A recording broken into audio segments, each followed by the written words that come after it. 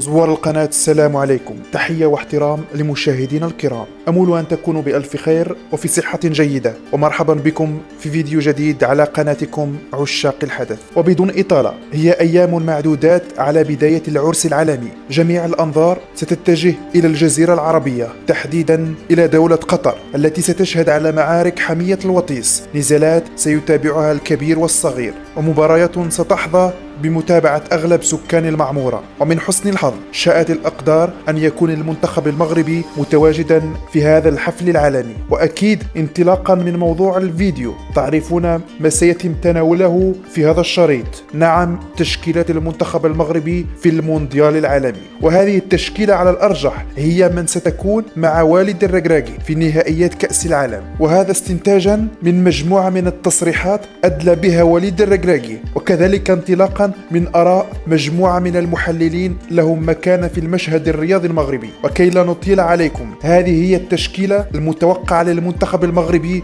مع وليد الركراكي. لكن قبل الخوض فيها، فضلا وليس أمرا، لا تبخلوا علينا بالاشتراك في القناة والإعجاب بالفيديو لتشجيعنا على تقديم المزيد، وشكرا لكم. والبداية ستكون مع حراسة المرمى، وهنا الأمر حسم بشكل نهائي. الرسمية ستكون للحارس الذي فاز بجائزة زامورا كأحسن حارس في الليغا الإسبانية، كما حل أيضا في المركز التاسع عالميا في جائزة ياشين المقدمة من طرف جريدة فرانس فوتبول الفرنسية. وهنا أتحدث على الحارس العملاق ياسين بونو الذي أعطى مزيدا من الأمان والاطمئنان للمنتخب المغربي. على المستوى الدفاعي، أعتقد أن وليد الركراكي حدد الثنائي الذي سيكون في الرواق نظرا لما قدموه في الآونة الأخيرة من سخاء وعطاء يشهد به الجميع. الأول يقارن بأظهرة عالمية إن لم يكن أحسنهم، والثاني أزاح ظاهر عالمي وأجلسه على بنك الاحتياط، وأبان على صلابة دفاعية، وفي ظرف وجيز كسب قلوب البافاريين. وأكيد الكلام هنا على مزراوي وأشرف حكيمي، ظاهران عالميان يعول عليهما كثيرا من أجل قيادة أسود الأطلس إلى تحقيق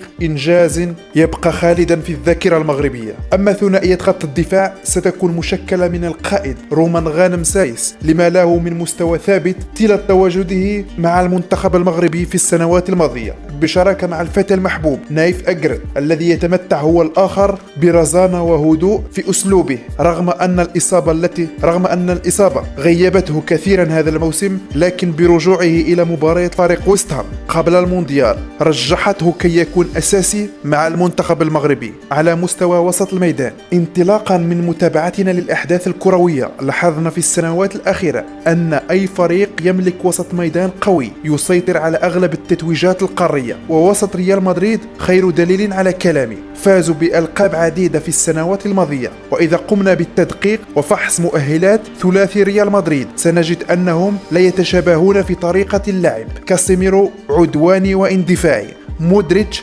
يجيد المراوغات والربط بين الخطوط بالطريقة السلسة، بينما كروس يجيد التمريرات الطويلة والتحكم في رتم المباريات. لهذا وسط ميدان المنتخب المغربي أفضل فيه أمرابط سفيان الذي يقوم بأدواره الدفاعية بشكل جيد ويمتاز بالقوة البدنية على مستوى الالتحامات. كما أحبذ أن يتواجد إلى جانبه سالم أملاح الذي لا يتوقف عن الركض، ما يجعل الخطوط متماسكة. وغياب سالم على مباراة الباراغواي أوضحت هذا الأمر. والضلع الذي يكمل هذا المثلث هو أمين حارث، نظرا لتطوره الرهيب هذا الموسم مع فريقه مارسيليا الفرنسي، حيث الطريقة التي يلعب بها تشبه كثيرا أسلوب عز الدين أناحي، ما يعني لاعبان بنفس الخصائص لا يجب أن يلعبان في نفس التشكيلة، لأن وجود ثنائي معا يضعف التشكيلة. وهذا تأكد في مباراة الباراغواي كذلك، حيث الاثنان كانوا بعيدين كل البعد على مستواهم الحقيقي. في خط الهجوم، الركراكي صرح أكثر من مرة أنه لا يعتمد على المهاجم التقليدي أو ما يسمى بلاعب الصندوق، ما يعني أن المدرب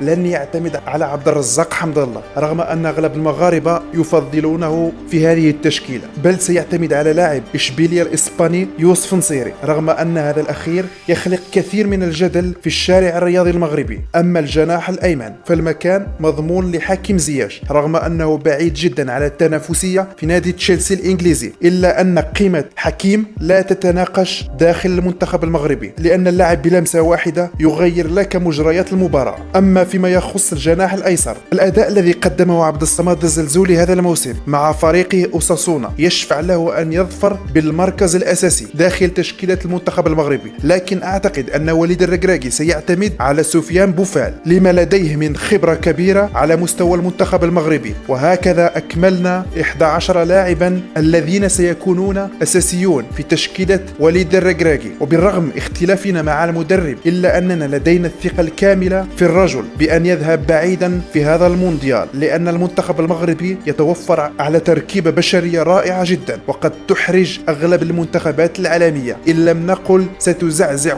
خصومه أجمعين. وإلى هنا وصلنا إلى الختام. أمل أن أكون قد وفقت في اختيار التشكيل التي سيعتمد عليها وليد الركراكي. في نهاية المطاف تبقى هذه التشكيلة مجرد رأي واستنتاج وفقط. اكتبوا لنا رأيكم في خانة التعليقات، وشكرا لكم على متابعة الفيديو، وإلى فيديو آخر إن شاء الله، والسلام عليكم.